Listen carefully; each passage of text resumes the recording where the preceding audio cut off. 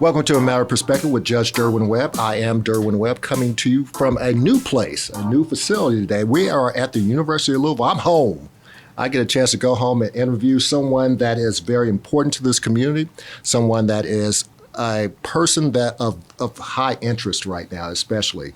I have the opportunity to introduce to everyone Mr. Josh Heird, University of Louisville Interim Athletic Director. Brother Heird, how are you today? I'm a little tired. Why would you be tired? Got in about 5:30. I walked into my house last night about 5:30 in the morning. My wife was waking up, making her coffee, wondering where I was. And I was getting home from Wichita, Kansas, because our women's basketball team had just won their fourth game of the tournament to make it to the Final Four. It's kind of an exciting time for the university right now. How does it feel to be in this spot? It's really exciting times, actually. If you look back in the last couple of weeks with everything that transpired with the hiring of our men's basketball coach, Kenny Payne, and then just some smaller, call them incremental wins. Our baseball team sweeping the number one team in the country in Notre Dame, and then sweeping Boston College this weekend, and then Jeff Walls and the women doing what they did this past weekend and the week before. I think a lot of times, and you know this, sports is about momentum. And we have some positive momentum right now, so we're just going to try to keep it rolling. For individuals who do not know you well, where are you from? Give us a little background where you're from. So I'll give you the full story. Okay. I usually just tell people I'm from Colorado, but I was born in Lubbock, Texas. Me and Buddy Holly, as I like to say. But just lived there till I was 6. My dad was finishing up his PhD at Texas Tech, and then took a job at Colorado State University. So from the time I was 6 till I graduated high school, I grew up in Fort Collins, Colorado. Okay. So you went to college at Missouri? No, Mississippi. Mississippi. Okay, what's the name of the college there? Well, once again, you want the full story? I want the full story. Actually ended up going to a junior college for 2 years. Okay. Went to Jones County Junior College. And we actually have another fairly famous alum who attended Jones County Junior College, Deion Branch. And little known fact here for me, obviously I didn't know this till about a few weeks ago. Kenny Payne grew up in Laurel, Mississippi, yes. Which is 5 minutes from Ellisville, which is where Jones is located. So I was there for 2 years and then went and finished my degree at Mississippi College, a small D3 school outside of Jackson, Mississippi. Okay, now talk about your recruitment there. It's my understanding you were a student athlete there as well. Mm-hmm. Talk about your time as a student athlete. I think it was. I think I'll speak to my time in college, and then obviously weave in my time as a student athlete. It was a transformational time for me. Like I said, growing up in Colorado, I was never exposed to anything other than white people. Mm-hmm. Growing up in northern Colorado. And then not a big population for African Americans there. That's an understatement. Like I said, I grew up in a small town. There was one black person in our entire high school, 9th through 12th grade. And so I just wasn't exposed to anything related to racism or any of that. I just never, different cultures, I just didn't experience it. And then I got dropped into the fire when I went to South Mississippi. Mm-hmm. And it was, like I said, it was transformational for me to see just a different world, quite honestly. And so that was, like I said, that had a big impact on how I think I view life now. And being a student athlete was a large part of that, because obviously the football team, the track team, there was a lot of black student athletes on both of those teams, and being able to interact with those teammates was just a learning experience for me. Well, let me ask you this. What made you decide to go there? Considering the circumstances, considering you didn't have much of a connection with people of color, mm-hmm. What made you decide to go there? Because you could have been somewhere else. You could have been more comfortable in a different environment. What made you actually decide to go there? So my dad was the dean for the College of Agriculture. Mm-hmm. And as I say, there's not a lot of people of color majoring in agriculture in northern Colorado. And so he actually started a program to recruit minority students from the South to Fort Collins, Colorado. And so he would go to the South every year and recruit students from HBCUs, Southern, Alcorn, some others. And then he also built relationships at junior colleges in the South. And one of those was Jones County Junior College. And I had gotten to be friends with the dean of students there. And my brother played football at CSU. My sister went to CSU. Like I said, my dad was a dean and a professor at CSU. I said, I got to get out of here. And it was just an opportunity to do something different. And so, like I said, I went to the JUCO, and I did. I really enjoyed it, and how it shaped my view on relationships and race relations. It just had a huge impact on my life. What was your degree in? History. History. Yeah. Didn't want to be a history teacher. So I had this grand plan to go to law school. Wasn't really sure what I was going to do with that law degree. And fortunately, while I was at Mississippi College, I had the opportunity to intern for a U.S. Senator in his state office, Thad Cochran.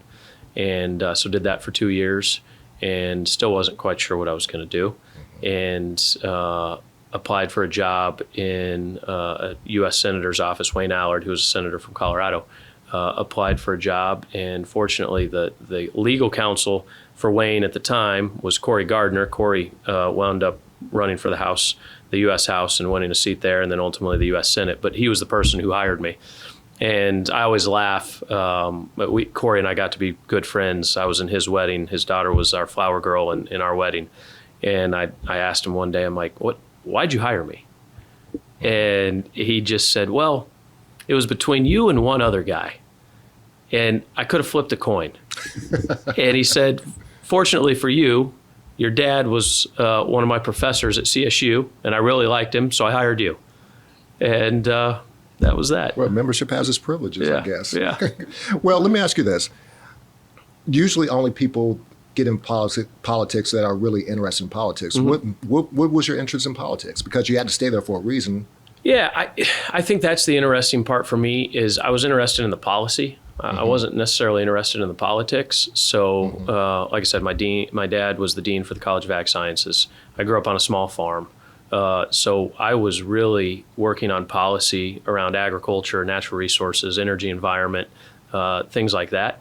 And, you're the low man on the totem pole. You're one rung above an intern when you get that entry-level job in D.C. And I just started working my way up till I was the legislative director, actually for a congressman from Idaho at that point. And I just was in some situations I realized I'm in politics now.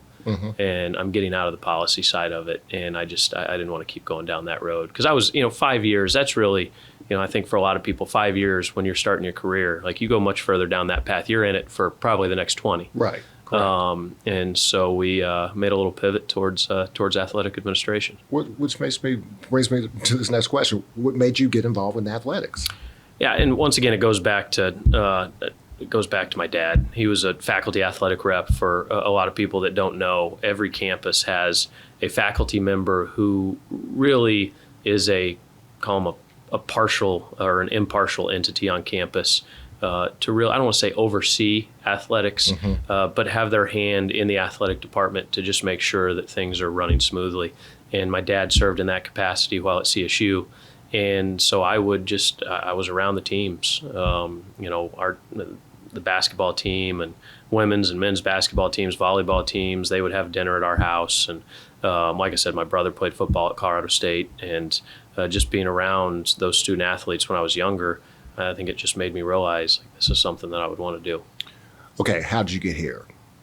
I know that you were hired by another person associated with Colorado State. Yes. So what made you come to this university? Yeah. Was it because of him? It was. My dad was actually served as Tom's faculty athletic rep while at CSU. And so as I was trying to kind of navigate what I was doing in D.C., I told my dad, hey, I think I'm interested in athletic administration. I want to go back to school. And he said, give Tom a call and see if he has anything available. And the conversation I had with Tom is he didn't, but he said, I'll try to find something for you. And he said, get into school and we'll see where it goes from there. So fortunate, will always be appreciative and indebted to the fact that that he gave me that opportunity. And so served as a GA for 2 years. And then he hired me on full time after that and spent really the next 8 years here before I went to Villanova. Well, talk about that 8 years. Talk about the experiences that you had, what you learned to get to that point where you could go to Villanova.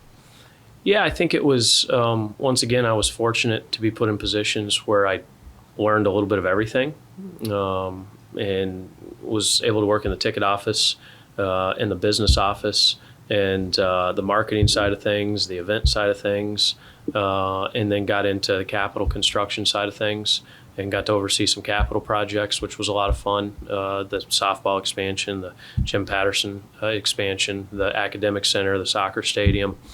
And then also got to oversee a number of conference and NCAA events.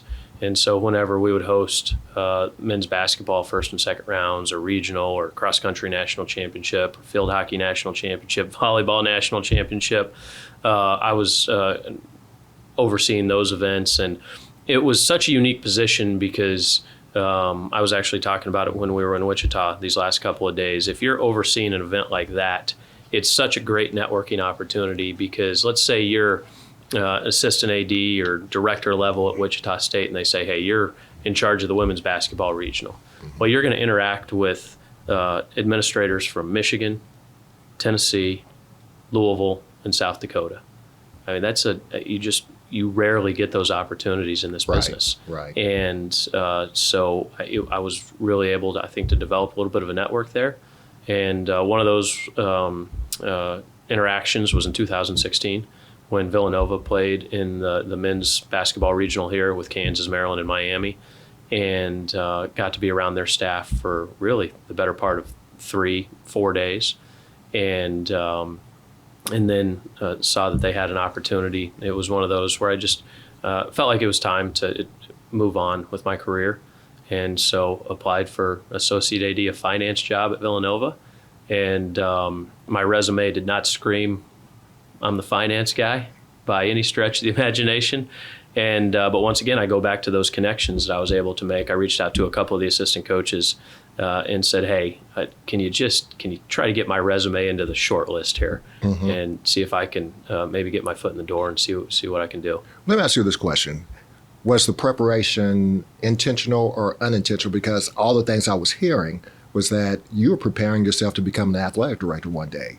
Was the purpose and all the things you had done leading up to that point to become an athletic director, or was there just a natural progression, if you will? It was a natural progression. I think I was probably too young and naive at that point in my career to really focus a path towards being an athletic director.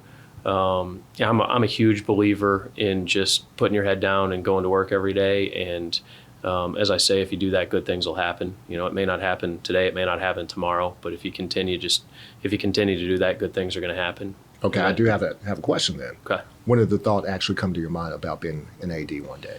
I always, when I got into this business, said I want to be an athletic director. And this was something I learned from my former boss at Villanova. And he, I think I realized it obviously a little bit later in this career path, is he would say, you have to take the lonely time and figure out what you really want to do. And it's easy to say I want to be an AD. And I think there's a lot of people that say that.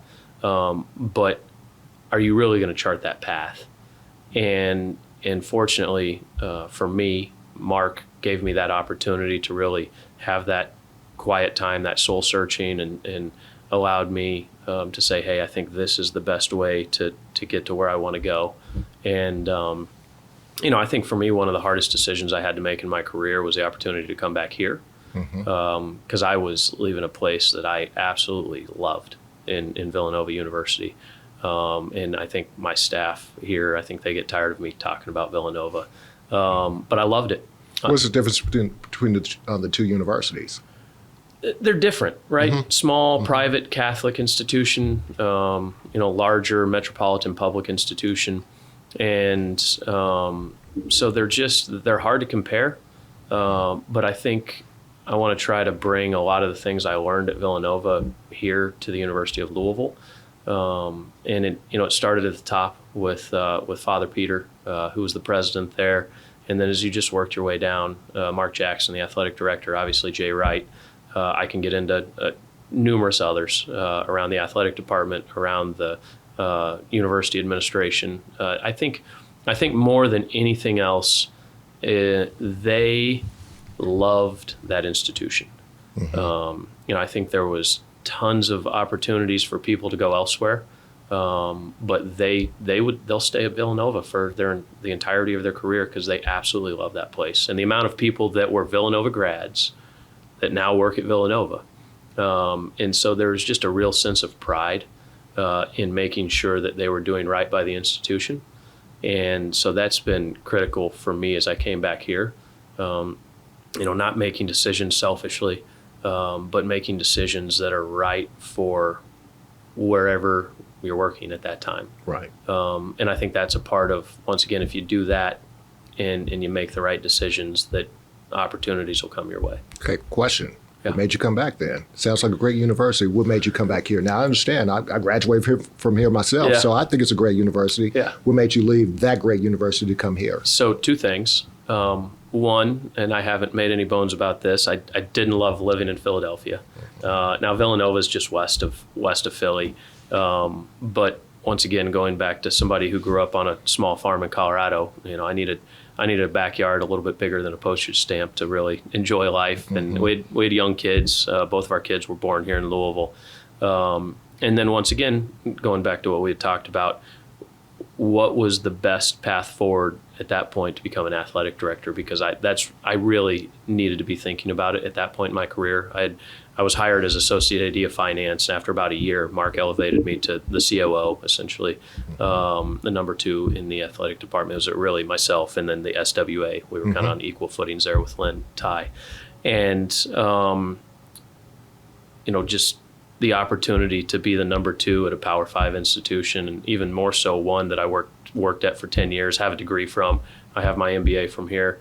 And then also live in a place that my wife and we loved. Louisville is, as I say, Louisville's an easy city to live in. Philly is not an easy city to live in. Right. Well, you take over after a few things happen between the president, athletic director decides to do something a little bit different, and you are put in charge. How are things different for you now? I think that's an interesting question because I don't think they're drastically different. Obviously, I wasn't in charge, right? That was obviously Vince's job. But I think to Mark's credit, to Vince's credit, they allowed me to be involved in nearly every decision that transpired within the athletic departments. Now, not everything. I get that, especially being in charge now. I mean, there's things that you can't bounce off of your staff and you have to keep to yourself. But I would say by and large, they really let me be involved in the decision-making processes of some of the larger decisions throughout the athletic department. And so now, as I'm in that role, for me, I try to be very collaborative.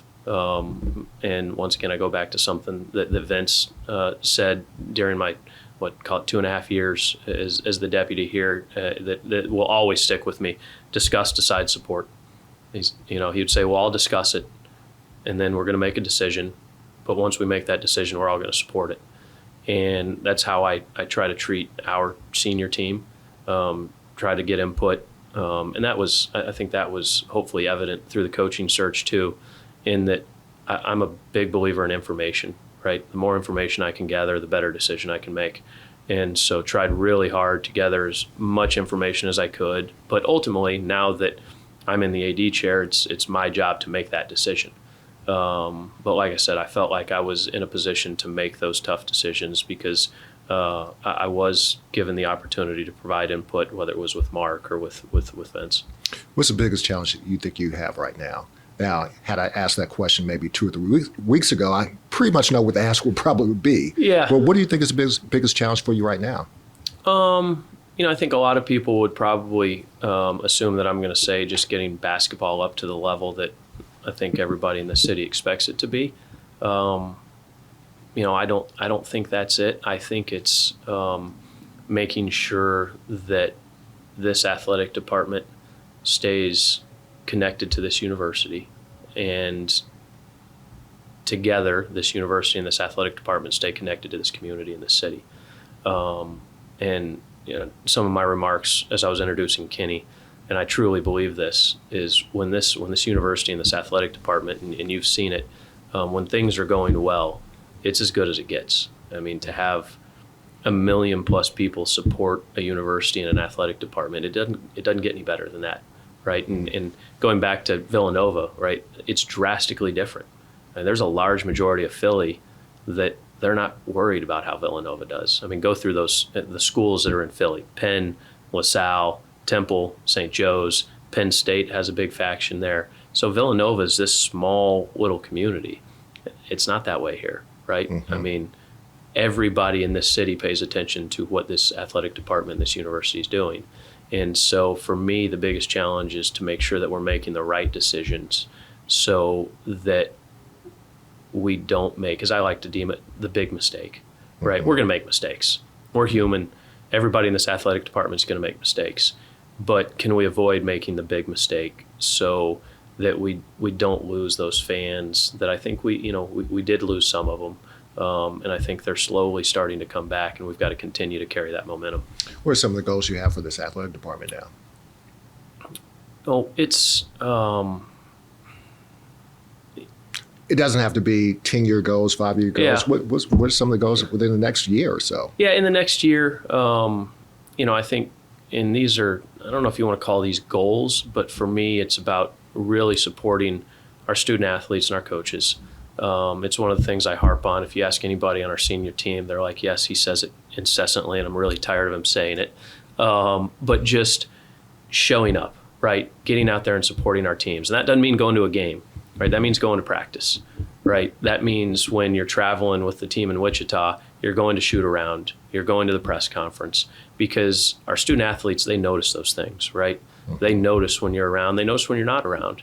And the more people we can surround them with, then I think that the better they feel, and just more energy they're going to have, whether it's the classroom, the field, whatever it may be. I can get into the larger goals of being fiscally responsible, and but I think those are goals for all athletic departments and all athletic directors, right? To have a balanced budget, to make sure that we do things the right way and we have a culture of compliance. And I don't want to call those cliche, but I think any athletic director is going to tell you those same things. Right. Graduate student athletes. Make sure we don't have any major NCAA violations. I think I'm focused a little bit more on creating a culture so that those things just become inherent, and it just starts. They happen day over day. And so I'd tell you that's probably my biggest focus right now. Let me ask you this question. Let's say that I have not been engaged with the university in a while. Let's say that I'm a alum. You kind of mentioned it. You said that everyone hasn't come back yet. What would make me want to come back to this university to support it more now?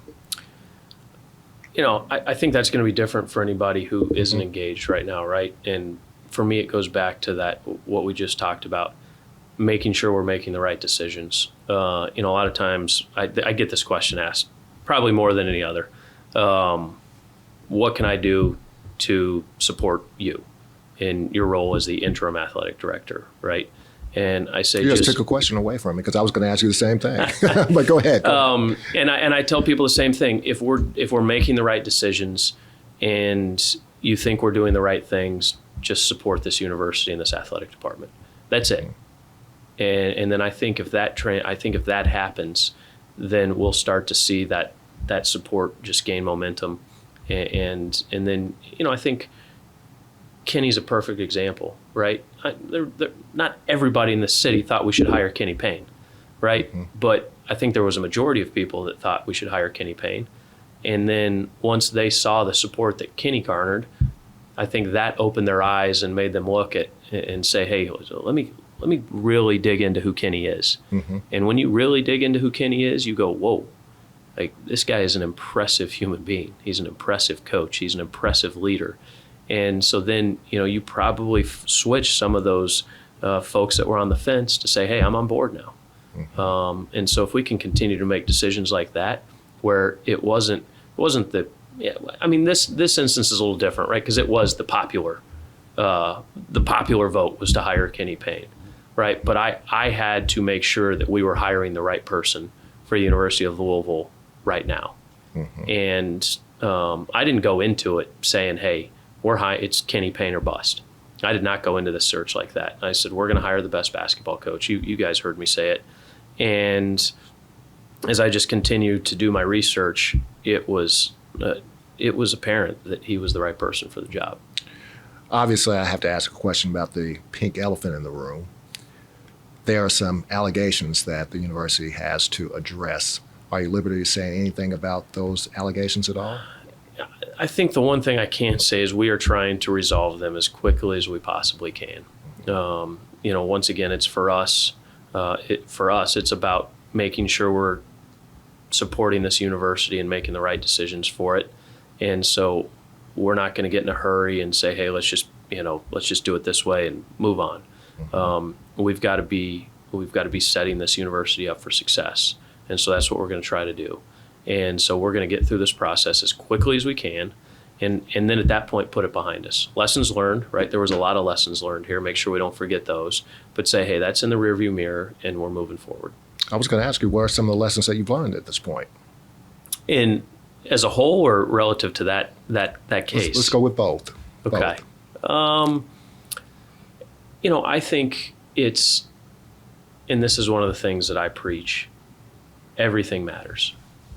Everything matters. Everything you do, every decision you make, it matters, right? And maybe you didn't intentionally break a rule, but if you weren't paying attention to it, a rule was broken, right?